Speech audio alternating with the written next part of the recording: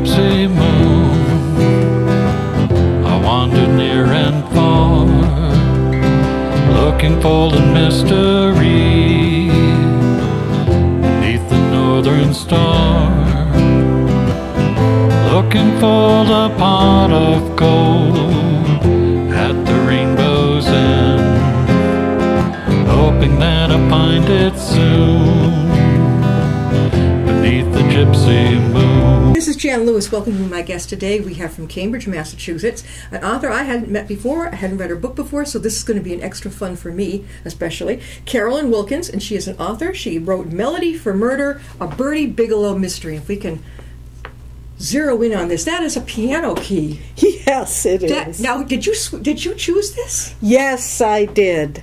I did. My publisher designed it, but I had some suggestions, and I did ask her if she could put a piano, and it was her idea to have blood oozing out. Yeah, I saw, I'm like, whoa. Yeah. Carolyn, you said that now you're from Chicago originally. Yes, I am. See how good I listen. And when did you move here to Massachusetts? I moved here in 1986, so it's been quite a while. Yeah, you've lived here a long time. Yes, I have. Your whole family is out here? No, just my brother. The rest, my mother is in Chicago, and then the rest of them are kind of scattered. Yes. Yeah, it's sort of like the same way in my family. It's sad because I was raised, it was pretty close. You know, we knew when we were going to see the grandparents. I don't know, it just felt more cohesive. Yes. Now it's like, poof. Yes. Yes. Why? I don't understand that. It's not comforting. I don't like it. And people are much more comfortable traveling now than they were when we were growing up, you know. You will? You'll get in a plane and go out to Chicago? Well, I do, because my mother's there, and she's 87. Bring her up here. Yeah. See, Mom, make her get on the plane. All right, so now, Melody for Murder. This is your first book. My first mystery book. I had written 2 nonfiction books previously, which were kind of memoir. One was about my family. My grandfather was the very first African American to be in the Labor Department in a position of authority. In Washington, right? Yes, he was appointed by President Eisenhower in 1954, Assistant Secretary of Labor. So I wrote a whole book about that, about him and about my family. And then I wrote a book about the women in my family. So the book about my grandfather is called Damn Near White, and African American Families Rise from Slavery to Bittersweet Success. Are these in libraries and bookstores? Yes, and they're on Amazon, of course. And it's called Damn Near White. If you type that in Carolyn Wilkins, you will find it. And it was your grandfather, and he was the first African American Assistant Secretary of Labor, which was a very big deal. He was on the front page of the New York Times in 1954, you know, because he was a first.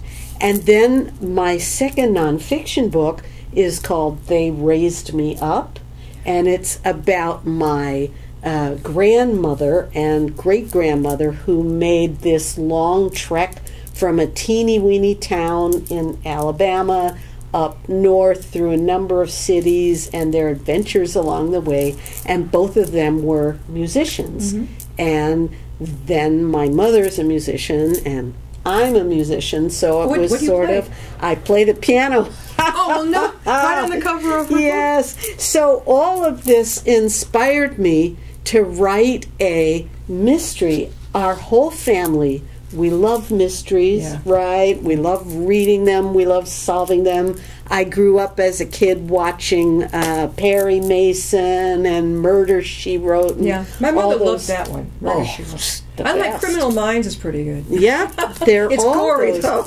Yeah, no, we were kind of more toward the mental ones, you know, where you have to figure it out. Well, yeah, like in Criminal Minds. Who's that young kid they have?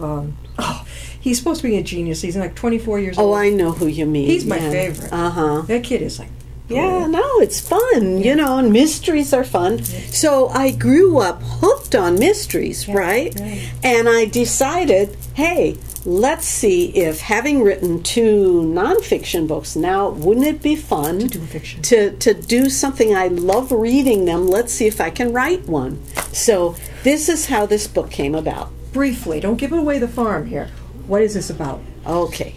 Melody for Murder is about a choir director on the south side of Chicago. And you're a vocalist, you know. Yes, and I actually have been a choir director on the south side of Chicago, so I know quite a lot. And I grew up there, right? So she teaches at a community college on the south side of Chicago, and although the college is located kind of bunker-like in the midst of a pretty dangerous area and pretty high intense area, the college itself is this kind of aspirational place where people are striving to, move forward and this kind of thing.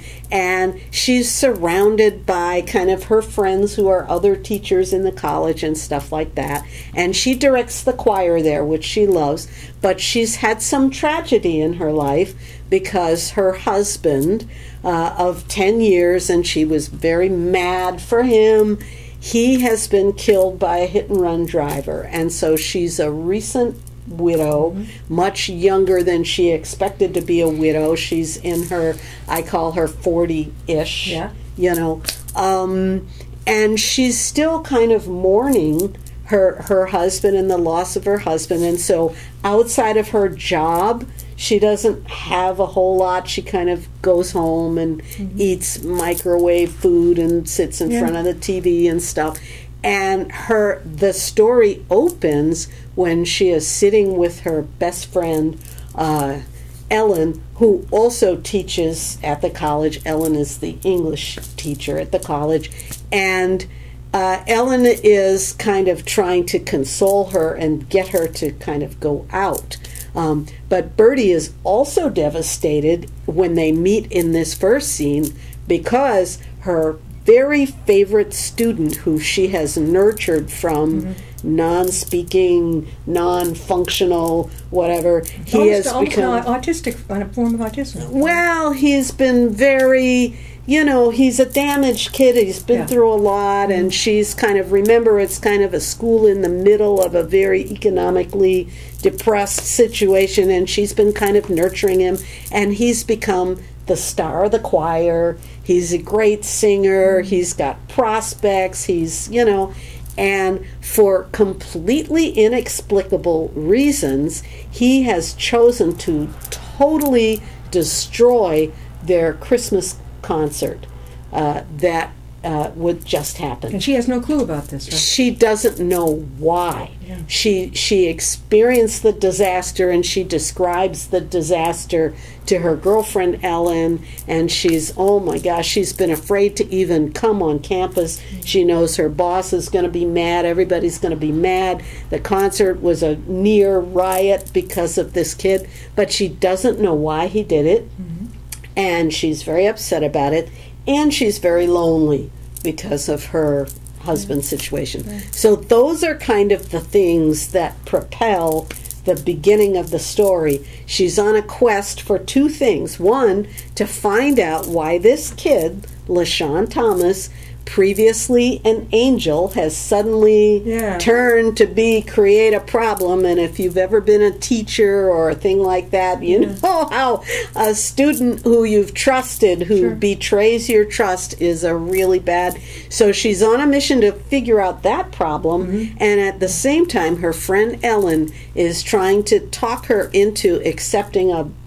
blind date and actually get on with her life a little bit. And so it says, but Bertie suspects that someone in her tight-knit social circle is really the killer. Well, she goes on the blind date, but things do not go well. And pretty soon there's a murder, and pretty soon yes, there are a lot of things happening. Her student angel, formerly angel, now devil, is arrested, and she has to figure out what to do. Is he really the killer? Is it somebody else? And to avoid becoming the killer's next victim. Now, there's a challenge for you. There you go. She is in a really... So there are a lot of things unfolding around her, and she's trying her best to sort of maintain this. She's a very kind and caring person, but she's getting deluged with all kinds of problems and issues. So we are talking with Carolyn Wilkins, and she is the author of Melody for Murder. It's a Bertie Bigelow mystery. Now, this is the first one. Is this going to be a series? Yes, and thank you for asking. As you're on number 2, right? Number 2 is getting ready to come out. When's going to be? You can pre-order it in September 3rd, and then October 3rd it will be released to the world. Now, how many are you going to have in your series? Well, that's a good question. I think as long as I'm having fun writing it and readers are having fun reading it, I'll keep going. If I feel that, and I'm sure you've read series where it feels that maybe the author has run out of inspiration a little bit. If I feel that coming on, then I certainly will. And you have the talent. You went from reality to the mystery of to fiction mystery. Exactly. So you can go either way with this. Exactly. And how long did it take you to write this? You know, that's a good question. I want to say I wrote on that book for maybe about 6 months, I think. It's not long. That's wow.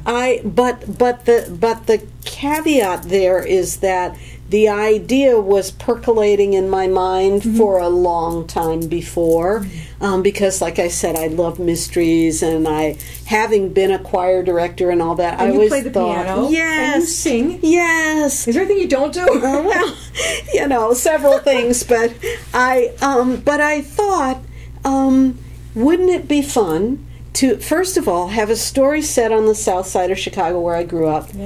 Because, as you know, the south side of Chicago now is just famous for all kinds of horrible violence and gangs and all this. And I wanted to show people that, yes, that is there, but there's also just all kinds of regular people like you and me that live there and work there, and every day they go do their jobs, and kids grow up there, and people fall in love and get married, and all the other good stuff people do anywhere else there. So I wanted to set it there and show a warmer, kind of more, what I feel, more real side. But at the same time, of course, it's a murder mystery, so there will be some people are going to wind up dead. Carolyn, is this now, have you decided to go totally writing, or do you work on another job? Good question. I currently teach at Berklee College of Music, so I know all about college environments and I can music. See you as a teacher. And I do. That's my day job. Berklee, that's a great job. Yes, it's a great job. I love it. So the kids, they're college kids, aren't they? Yes, they are. Do they have to go to a regular 4-year college and then come to Berklee, or could they just come right from high school to Berklee? They can come right from high school to Berklee, and just recently they're opening some grad school things. I think for certain majors you can also go for graduate school, but right now Berklee is mostly famous as an undergraduate institution. So you go to high school and you love music and you're addicted to it and you play it a zillion hours a day, and you want to find a way to get more training and learn how to produce, record, all these other kinds of things. How long have you been there, Carol? I have been there since 1989, so it's quite a while. That's a long haul. Yeah. So today, did you have the day off? Yes. It's summer still. Yeah. When does school resume? After Labor Day. Oh. So. You know, when I was growing up, it used to be after Labor Day. Now I notice the kids go back to school in late August. Well, we will begin, I think, auditioning new students and this kind of thing at the end of August, but classes, I think, are right after Labor Day. Now, on Melody for Murder, now it's going to be a Bertie Bigelow. Well, first of all, where did you come up with the name Bertie? Isn't that funny? My grandmother was named Alberta. Mine was Bertha, one of them. Isn't that They called her something? Bertie, I think. Isn't that funny? Yeah. Yes, so I just decided to tip the hat to my grandmother, who was a singer, and my mother taught in a community college in Chicago on the South Side. So I thought, let's, give a little salute. Bigelow? I have no idea. That was a good. It just came. It felt nice together. All right. So the next one, number 2, that's coming out. What's the title of that one? Yes. That one will be called Mojo for Murder. Ooh. Exactly. Mojo for Murder. It's coming in September. So, yes, please pre-order your copy now. So, Carolyn, tell us how people can get a hold of your book. Okay. So, you can go to Amazon.com, and if you type in my name, Carolyn Marie Wilkins, I have an author page there, and all of my books are there. And Melody for Murder is this book here, and then in September, the next one, Mojo for Murder. Mojo for Murder, and it's going to have a lot of the same characters. That's good, yeah. So if you like Melody for Murder and you like Birdie and her friends at Metro Community College on the south side of Chicago, you will enjoy Mojo for Murder. And all I will say about Mojo for Murder is there's a hex on somebody. Oh, so okay, there's a hex on somebody, Whoa. and they need a little bit of magic mojo to So are these all going to be? that. They're going to be all featured by the community chorus in Chicago, all in the series. That is the idea. Because we have an author here. He comes in. God bless him. He's in his 80s. Glenn Eckler, and he is from Minnesota, but he lives here in the next town up. But his books are constantly mysteries about 2 guys in Minnesota. And I said, how about starting off now with around here? But it's okay. He says he knows Minnesota, I guess, the best. And I think sometimes it's a little bit easier. This might seem counterintuitive, but I think it's actually easier to write about a place that you're a little detached from because you can see a little more clearly in some ways, and you're not drowning in details. You know what's important about the place, but you're not, I don't know how to explain it. It's easier to make stuff Be up a little about bit more, it. detached. Yeah, you're Carol, a little did you detached. write when you were a kid? Did they see this coming, your parents? It's really funny. I loved to write when I was a kid, and I used to write little short stories. And then, as a college student particularly, I went to Oberlin Conservatory, which was all music all the time. And my grad school was also all music all the time. And so, therefore, I just basically put writing to the side for probably 40 years before I realized, oh, gee, this might be fun. Let me just try it. Because it's fun. And so by the time you were in high school, did you? Well, you already knew you were into music. That was a given. Did you know you were going to even write? I don't think that by the time I was really, certainly by the last couple of years in high school, I wasn't paying any attention to writing at all. I was focused, and musicians, as I'm sure you know, to really be successful as a musician, you need to be focused pretty intensely. I know my parents put me through, 2 or 3 years of piano. And I could play. I did, what do you call them when they're... recitals. Yes. I remember doing that. But then I think I got bored. Yes. And then I had guitar lessons. Of course, that was, this is cool now, I've got a guitar. That kind of went on down south, too. I mean, some kids get bored, others stick with it. Absolutely. What do your family members think of your book? Have they read it? They love it. Yeah. And yes, they have read it, and I'm encouraging them to go out and spread the word. And I've actually gone out to Chicago and done some readings there, and my family turns out in full force and invites all their friends. And so it's been a lot of fun. Where have you been appearing here in Massachusetts? I always do something at Porter Square Books because that's right near where I am. And I also have done a couple of readings, kind of more regional. I'm going to be doing something at the Marston's Mills. Marston Mills? Yes, library. That's Cape. On the Cape. Yeah, on the Cape. Yeah, on the Cape. And that's through Sisters in Crime. And so I'm on the speakers bureau there, and so I'm going to talk there, and I'm going to be on a panel at the Crime Bake this year. I'm very excited to get to participate on a panel there, and hopefully Is that the one that is in Martha's Vineyard? The Crime Bake is at the Dedham, I think it's at the Dedham Hilton. But, they have events all the time, everywhere. And so, I've done a few things here and there, some library things, some bookstore things. I'm always, of course, hoping to do more. But meanwhile, I'm also really trying to build my email list and my web presence and, all of these things. So if you like the book, please tell a friend. That's what I always tell people. Melody for Murder. Melody for Murder. And like I said, I hadn't read it yet. But I love the cover with the keys to the piano, and then you notice, not until she told me did I pick it up, the blood coming out from underneath the piano. Absolutely. If you like murder mysteries, this is that's a good picture of you too, Carolyn. Very often there'll be a lousy picture of the back of somebody. No. My publisher has been great with all of these kind of things. But where do you find the time with your work at Berkeley and your wonderful book? How do you find the time to get out there and do presentations? It's an excellent question. I think, and you're a busy person yourself, so I'm pretty sure you probably know the answer. One must make priorities about what is really important and what is not important. And right now, for me, my career as an author and really trying to spread the word about my books and get out and meet readers and do that, it's important to me. And because it's important to me, I make time. Carolyn, again, how can they get a hold of a copy of Melody for Murder? Melody for Murder is available on Amazon.com, or if you prefer, you can visit my publisher's website, pen-l.com. It's there. It's at Barnes & Noble. It's available on a Kindle if you are a Kindle person. Yeah. Absolutely. Or you can always go to my website, carolynwilkins.com, and you'll find it there. It's in Porter Square Books. I believe it's in is it called the Book Warehouse or that place in Newton?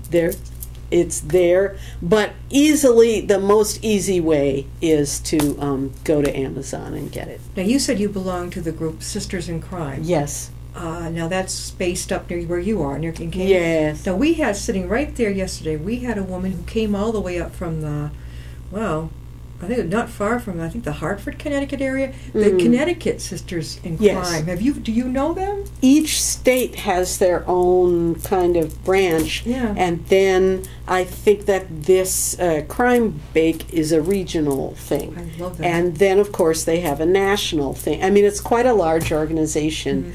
And so, yes, there are a lot of members. Because, as you know, turns out there's a lot of writers out there. Yeah, there are a lot of writers. But being at Berkeley, now, do your students and the other staff know you're now an author? Yes. Okay. Have you gotten up and presented? Yes. What did they think? I did. Oh, they loved it. I did a really fun thing. When this book came out, I gave a concert, and I wrote and selected a bunch of music that was kind of mysterious music, and I gave a concert, and I combined reading from the book. My husband, who's very good at, reading, read excerpts from the book, and then we alternated that with my band and myself playing music.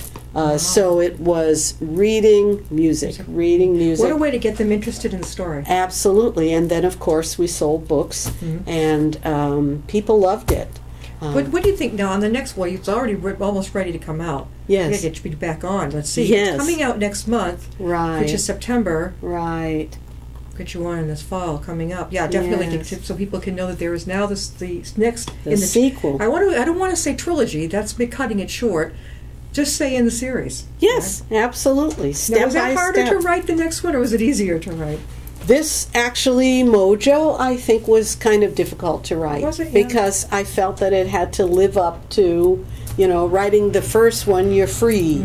The second one, your characters need to, I can't change Bertie that much from how she was in this one, and her friends and sidekicks that are in that, and yet it can't be the same. That would be boring. So it has to be different but the same. Yeah. So yes, it's took a little challenging. Time. Yes. More than 6 months was the next one? Well, I can't remember. Perhaps. Yeah. Some authors are better at Well, they're night owls. I'm a night owl. They'll work out. Gee, I was talking with one recently. He works way into the night. Others get up early in the morning. Right, that's because they've me. got kids. You're an early person. I do. Well, how early? I get up when I have to go into work. In the summer, I'm blessed because, of course, I'm not teaching. Take it off. But in the fall, if I want to write or take care of things, I might get up around 5:30, and try to get a couple hours in before I get ready to go into. Do you work. do it like on the computer? All right, because some authors are still writing it. They say they're better at it's amazing. There's so many different kinds of writers out there. They have writers groups now. Like Worcester has. Yes. I think it's called the Worcester Writers Collaboration, something like that. We even went and visited them. We tried to tape, but it was in a cafe and it was too lousy. We got it running out of time. Carolyn, we are so lucky. Carolyn Wilkins, and I have not read her book yet, but Melody for Murder, and she is not just an author. With the piano keys here, she is also at Berkeley. She is a teacher at Berkeley. And you're a music teacher. Do you teach just piano? I teach actually ensembles, so there are all kinds of bands. I'm teaching bands of people who play pop, rock, jazz, funk, R&B. Everything. Singers and a couple guitars, bass and drums, keyboards. So this this book, Melody for Murder, is not only going to appeal to the rest of us who maybe aren't, but they're going to your students, the staff are going to love it, right? Yes, they are. They're going to get that out there. Yes. Thank you for being with us. We got to get you on again. Thank you All so right. much. We got the next one coming. Have you already begun the third? I have some ideas. Okay, she's telling me it's up in your Yeah. All right, don't let us down now. If you got I will keep it coming. All right, we'll see you next time. I'll be my guest. Thank you. You're welcome.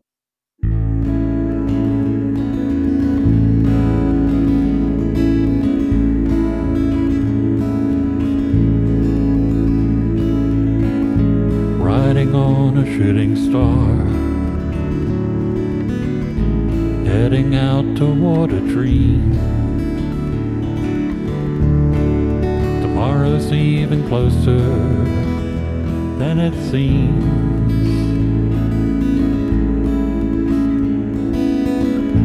Moving through the cloudless sky, heading out toward the moon. I am dancing to the lunar tune.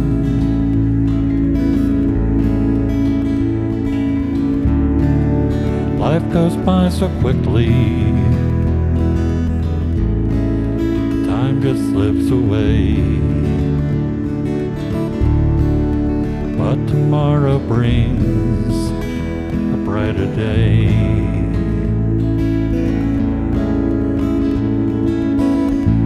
Soaring out among the planets.